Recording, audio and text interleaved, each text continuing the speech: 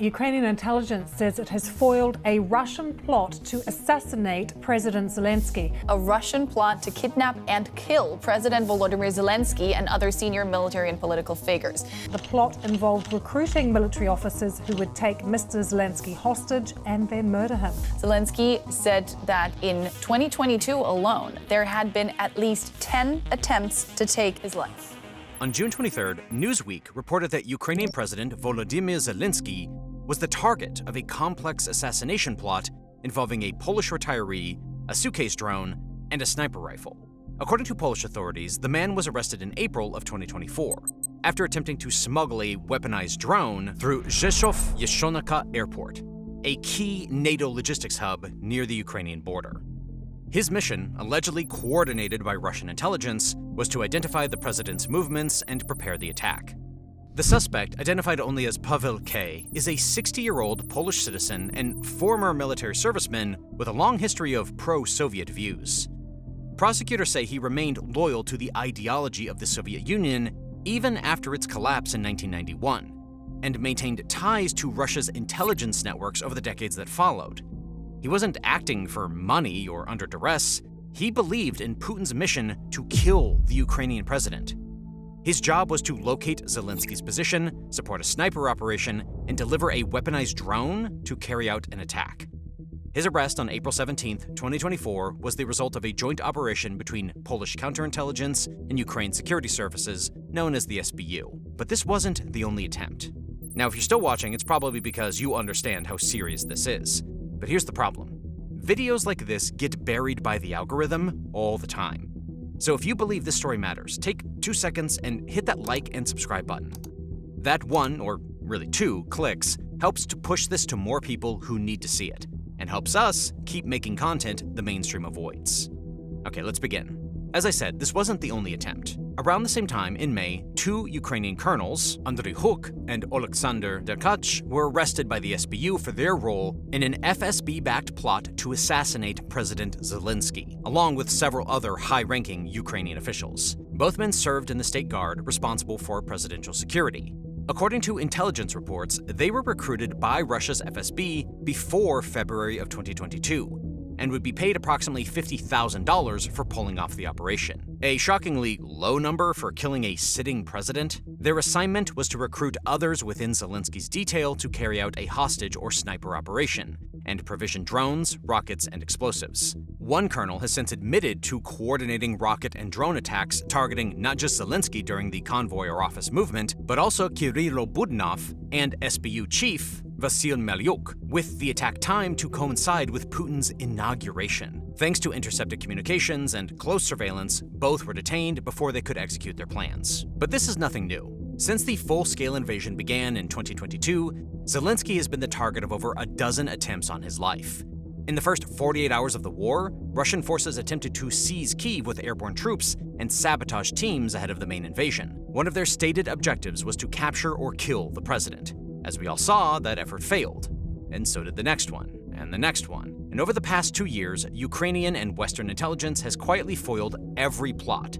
Some credible, some clumsy, but almost all involve Russian intelligence agencies like the GRU and the FSB, as well as irregular forces, including Wagner Group operatives and Chechen paramilitaries. What's evolved is the Russians' methods. The early war efforts were direct action missions, with Wagner and Kadyrovite soldiers crossing the border with the specific mission of killing Zelensky. Now, the attempts are quieter and involve spycraft and activated sleeper assets like Paweł K. Operatives move through Schengen borders with clean IDs and drones in suitcases, while targets are scouted by volunteers who haven't seen military service in decades. It's truly chilling. But Zelensky's protection has evolved to match the threat, which is proven by his continual survival.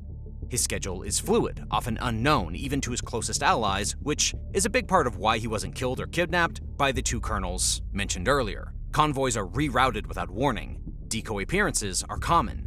Many of his public speeches are pre-recorded, but that level of secrecy and vigilance is essential for a man who decided to stay in Kyiv and lead rather than take the ride out of danger offered to him by former American President Joe Biden. Since the start of the war, Zelensky, a former comedian, has had to live in a cloak and dagger world just to stay alive. The attempted drone delivery through Rzeszów is especially significant because of where it happened. Poland is a key NATO member, and the airport is a pipeline for Western military equipment. American military cargo planes land there daily. Aid convoys are staged and dispatched from its runways. If an assassination attempt had succeeded there, it would have been a serious act of aggression against the West and a clear provocation from Russia, possibly even bringing NATO into the war for real. Also, killing Zelensky wouldn't break Ukraine. It would harden Ukrainian resolve. The country has been running on endurance and fury since the start of the full-scale invasion, but support for the war has become more nuanced. While a March 2025 poll showed that 82% of Ukrainians still support continued resistance, even without US aid, only 23% believe a full military victory is realistically achievable. Another survey conducted in June found that around 60% are prepared to endure the war as long as necessary. But a growing number favor a negotiated end to the conflict if it means stopping the bloodshed. Ukrainians are becoming exhausted. But if Zelensky were killed, the ambiguity would vanish. With a martyr, the country would come back into unity immediately. His death would make the war feel non-negotiable again, and Russia would face a powerful enemy bent on revenge. And if the roles were reversed and Putin were killed, it wouldn't unite Russia. It would collapse it. There's no successor, just rival camps of oligarchs, generals, and spies, each vying for their slice of power. The result wouldn't be mourning and a hard push westward. It would be a vacuum. The Russian military, already stretched thin, would fracture under competing orders. The Wagner mutiny already showed how close to the edge Russia really is. If Putin were to be assassinated, it would mean total collapse. So with all of that on the table, why is Putin so hell-bent on killing Zelensky? Well, let's get into it. Vladimir Putin has a long history of eliminating people who make him look weak. And he isn't a conventional head of state like we would recognize. His approach to power has always been more like organized crime than governance. In Russia and nearby states, if you are loyal to Putin, he will be loyal to you. And if you break his trust or contradict him, he will kill you. And opponents don't go down quietly. They are silenced in ways designed to intimidate others. Putin has a long list of dead enemies, and his tactics are brutal. Zelensky became a personal target the moment he refused to surrender or flee. In the opening days of the invasion, as Kyiv faced attack, US intelligence offered him a ride out of the country, and he famously responded, "I need ammo, not a ride," choosing to stay with his people in solidarity and become a symbol of Ukrainian defiance to the rest of the world. And that decision turned him into something Putin couldn't ignore, and someone who had to be broken. In the first days of the full-scale invasion, around 400 Wagner Group mercenaries parachuted into Hostomel with orders to seize the airport and to push into Kyiv to eliminate Ukraine's top leadership. At the same time, Ramzan Kadyrov's Chechen forces advanced from the north, tasked with storming the capital and destroying command infrastructure. These were not standard combat missions. They were assassination attempts, intended to collapse the Ukrainian government before it could gather allies and organize a defense. And they came dangerously close. Zelensky's staff barricaded him inside the presidential compound, stacking furniture against doors and distributing rifles to everyone inside. In the chaos that followed, Russian special forces breached the perimeter of the compound. Zelensky would later confirm in interviews that shots were fired inside of the presidential offices and that people were killed during the confrontation. But the guards held, and the attackers never reached their target. Ukrainian forces, backed by real-time intelligence, fought street by street, eventually intercepting and destroying both the Wagner and Kadyrovite groups before they could complete their mission. But for a brief, terrifying moment, the war was inside the presidential compound and almost went the other way entirely. A month later, in March of 2022, Ukrainian intelligence uncovered 2 more Russian-backed assassination operations targeting Kyiv.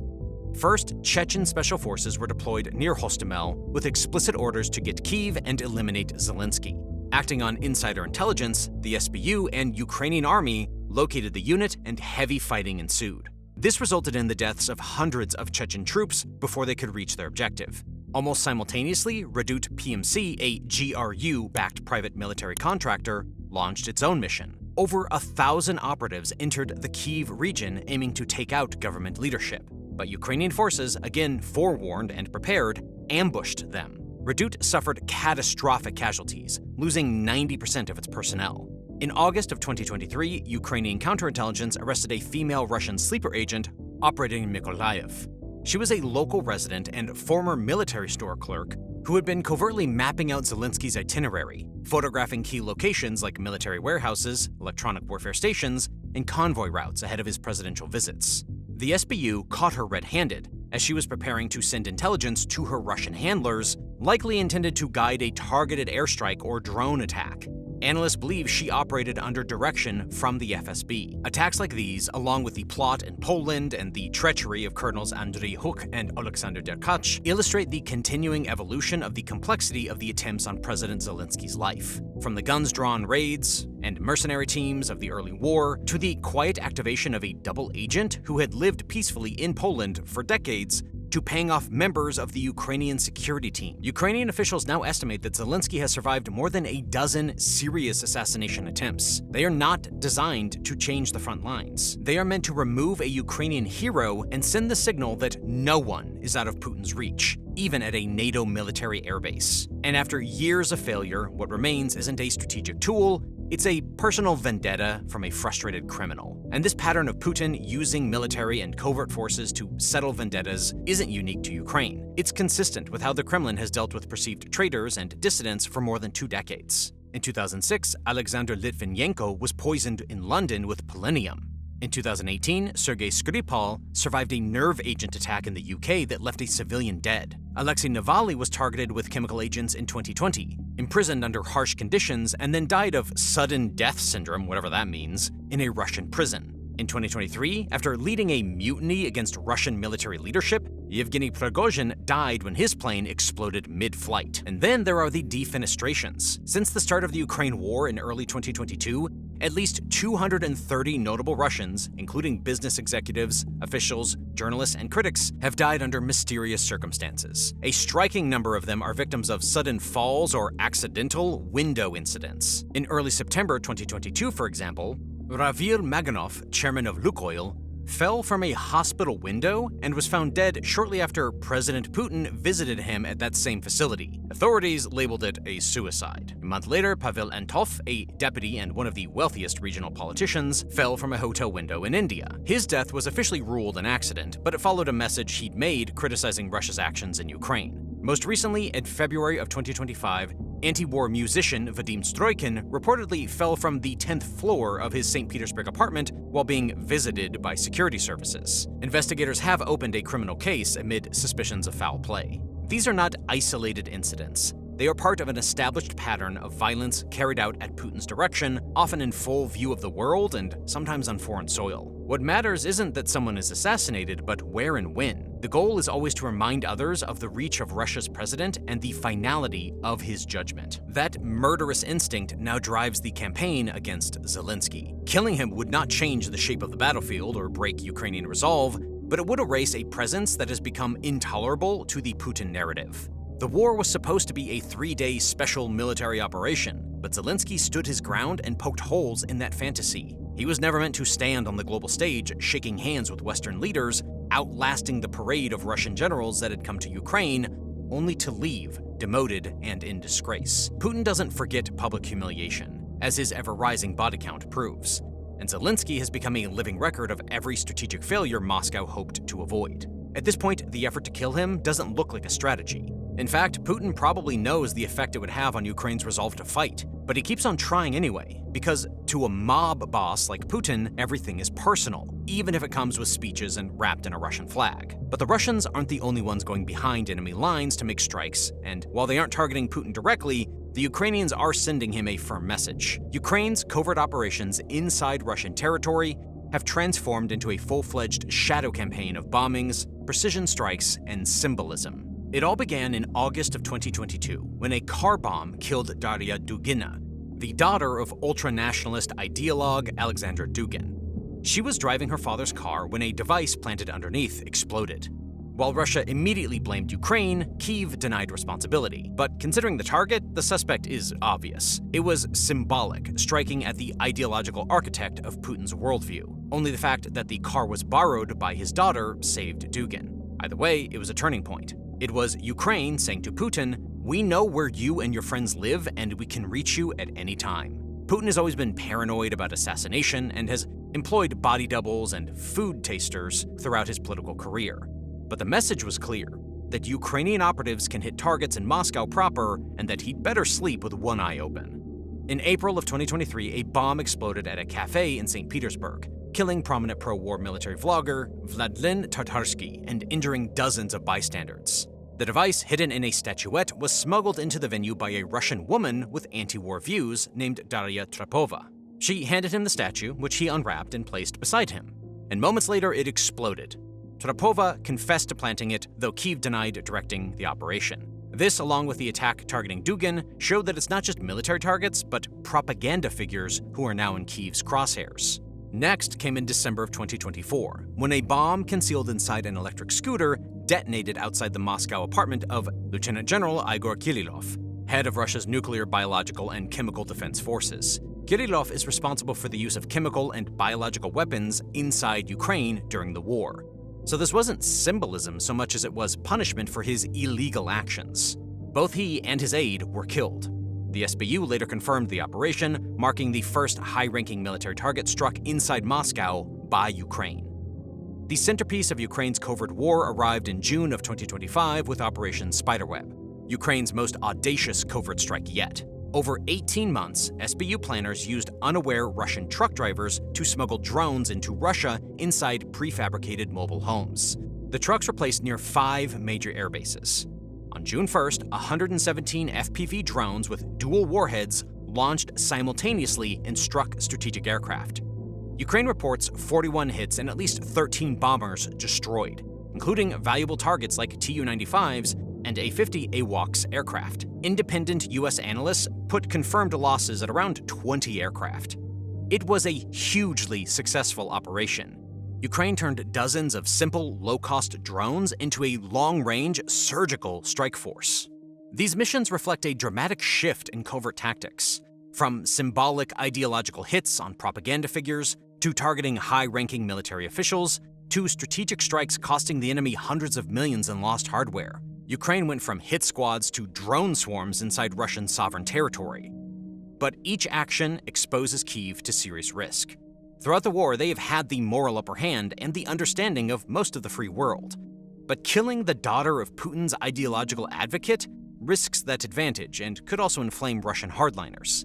And bombing the restaurant that Tatarsky was in could be seen as reckless. Striking a nuclear and chemical weapons chief in Moscow was a bold but calculated escalation.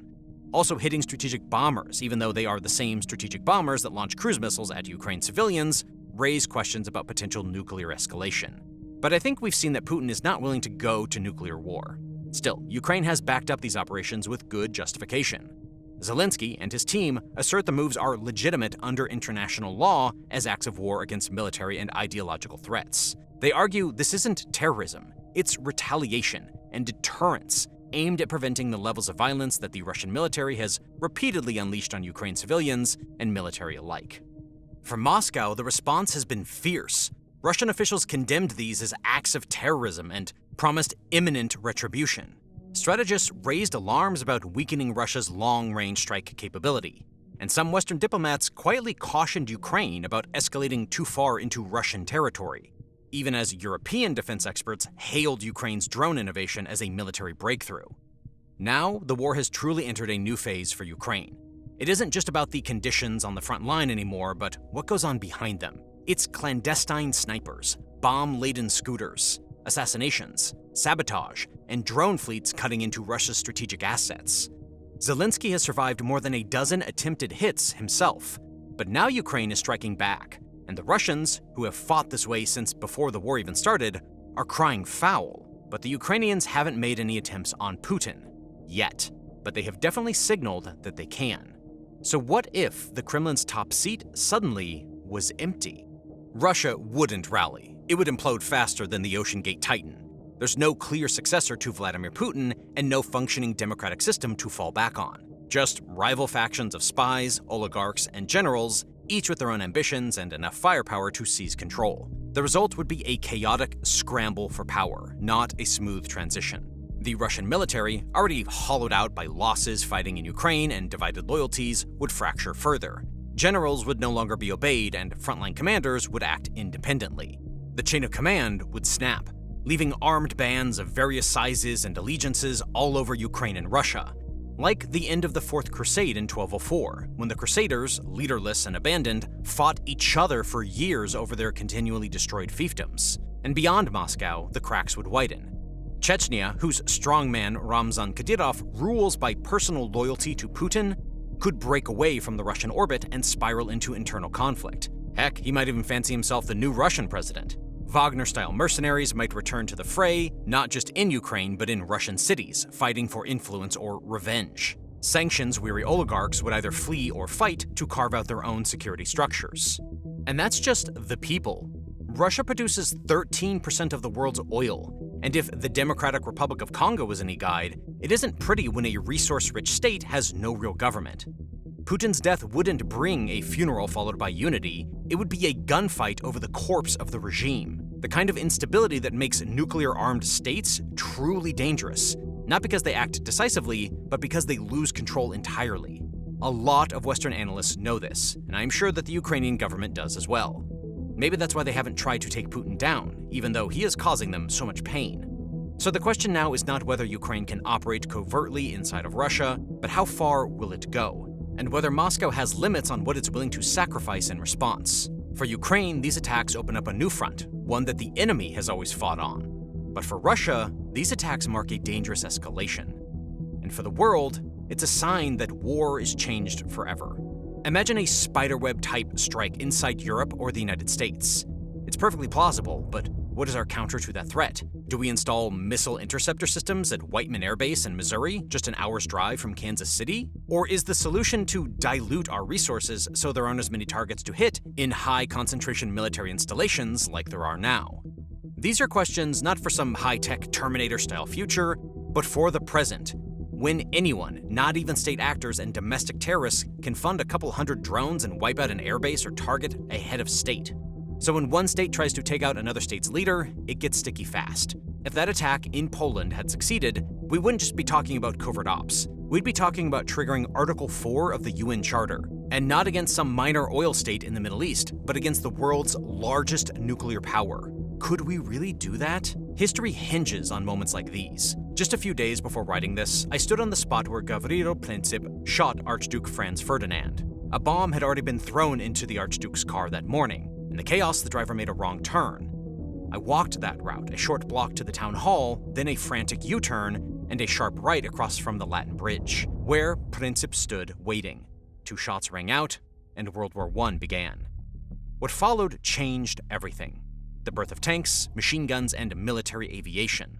By the end, all the old empires had fallen, and the modern nations we live in today took their place. Putin is reckless to try and bend the course of history in this way. But more than reckless, he's desperate.